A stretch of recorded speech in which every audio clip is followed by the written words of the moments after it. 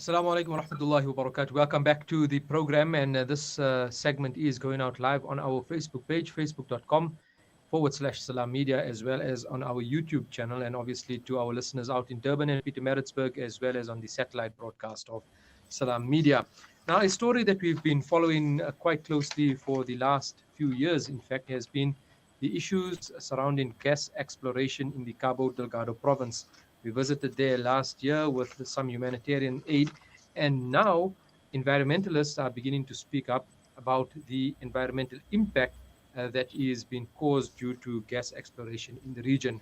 I'm joined online by Cécile Marchand from Friends of the Earth based in France. I hope I pronounced that right. Good morning and welcome to the program, Cécile. Good morning. All right, so tell us from your experience, there are French gas companies that are quite involved in Mozambique right now. What are they doing and what has the impact been in that part of the world? Yeah, there are many French companies involved there. So, for example, Total is leading one of the biggest projects, but there are also some French banks involved in the financing of the gas in Cabo Delgado. And yesterday we published a report with Friends of the Earth Mozambique as well, doing a great field work, showing that these projects are fueling chaos in Mozambique because first they are fueling the climate crisis. It's a ticking climate bomb.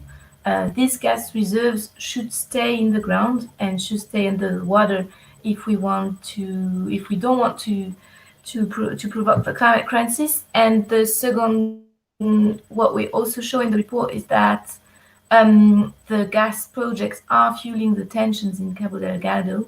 As you may know, there is an insurrection since now almost 3 years, and the militarization and the social inequalities due to the gas projects are fueling the tension there. Now, the response from the French government, have they taken note of what you have said, the report that you have compiled and the statements that you have issued, or are they turning a deaf ear to the call right now? Well, no, the French government is decided and his first objective is to continue to protect the interests of Total and the banks involved there. So the French government has claimed in the media in France yesterday that the gas projects had nothing to do with the tensions in Cabo Delgado and with the conflict, which is not true. And I mean, all the researchers who are following the conflict do also say that there is a link, and this is fueling the tensions there, and especially the resettlement of the population due to the gas projects.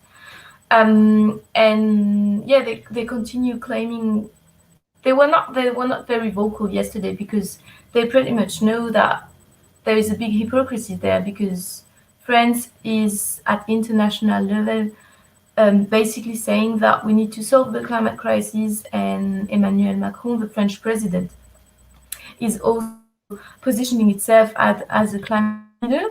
But there is a big hypocrisy there because France is pushing and is helping in Mozambique the gas industry to exploit more fossil fuel reserves.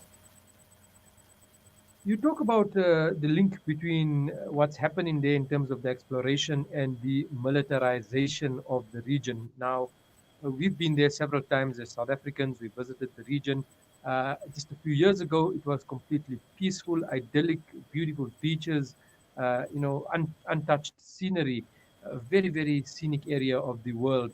But now, suddenly, and the people are very soft in nature, they're very accommodating and very, a loving, soft group of people. But now, suddenly, as the exploration has increased, we see, violence, extremism, supposed links to Islamist groups.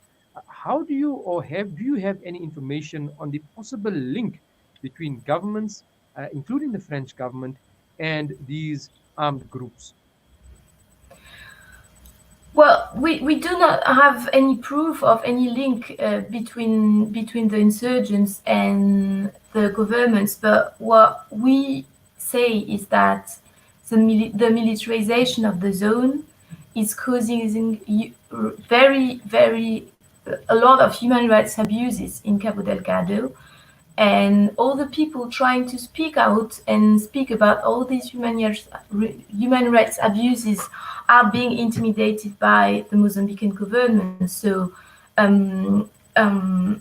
basically the population and the communities are between the gas industry, the insurgents, and the Mozambican military, which is basically more a threat than a source of protection. So, well, we do not have any proof of, I mean, we do not have any, we do not say that there is a concrete link and that the gas industry has created these groups. I mean, the conflict is a mix between social, ethnical, political, local tensions, and the gas boom is fueling all these tensions because people in Cabo Delgado are suffering from the gas projects, and they do see that they will benefit from it. It's quite clear in the country the role that Total plays in terms of providing fuel to a retail market. You see their garages all over the place, the length and breadth of the country. But how strong are the links between the French agencies or companies and government and the Mozambican government? Are these very, very strong? Yeah, I mean they do. I mean since Total has arrived as the leader of one of the projects in Mozambique, we see that the relationship between the French and the Mozambican government are very much strengthened. For example, there was a diplomatic visit of the foreign minister at the beginning of the year to talk about gas and the security of Total's installation. They are trying to accelerate the military cooperation between the two countries to be able to better protect the gas installations on offshore. So since Total is there, the links are very much closer now between the French and the Mozambican government, because the French government is defending the interest of Total, and the links between Total and the Mozambican government are also more and more tight, because I mean they are in continuous discussion to be able to exploit all these gas reserves. And an interesting example of that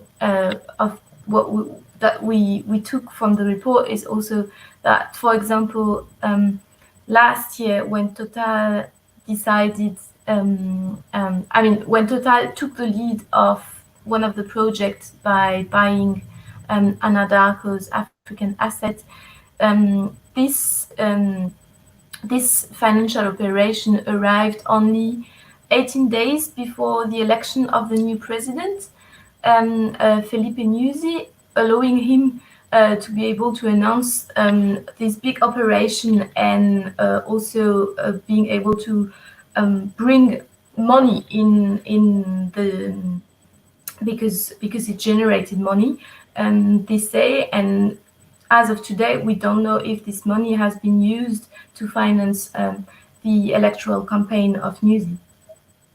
And finally, looking at the impact on the society in the Cabo Delgado area, the environmental impact that the gas exploration will do, the damages that it will cause, what information can you share regarding that? Well, in Cabo Delgado, the communities living near the gas project were communities dependent on agriculture and fishing. And all these communities have been displaced, and they do not have access to the land anymore because it's too far away from the new place they are living in. And they do not have access to the sea anymore as well, because they cannot travel to the sea anymore. It's not compatible with the fishing time. So these communities are desperate because they cannot live their lives as they used to before. They do not have access to the sea, which was a very important part of their everyday life.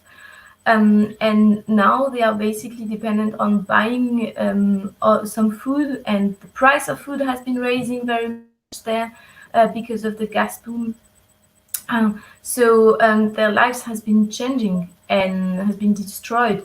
because of the gas industry. Cécile, Marchand from Friends of the Earth in France, thank you so much for joining us this morning and for sharing that information with us. We really appreciate your time, and we continue to speak to you in the future regarding the issue in Mozambique. Thank you so much. You go well. Thanks.